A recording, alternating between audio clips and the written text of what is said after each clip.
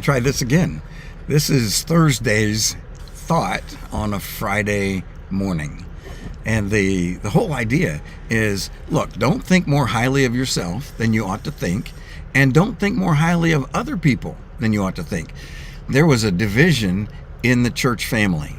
Paul has been challenging the congregation there in Corinth with the delightful accomplishments of God in their lives.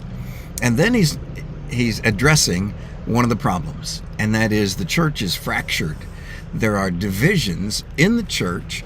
Some were saying, hey, I have a better faith journey than you have. I have a better teacher than you have. And so here in verses 4, 5, and 6, he says, for when one says, I am of Paul, and another, I am of Apollos, are you not mere men? What then is Apollos? And what is Paul? Servants through whom you believed, even as the Lord gave opportunity to each one. I planted, Apollos watered, but God was causing the growth. And so these guys are servants in the Lord's field, whether they're apostles, evangelists, teachers, pastors.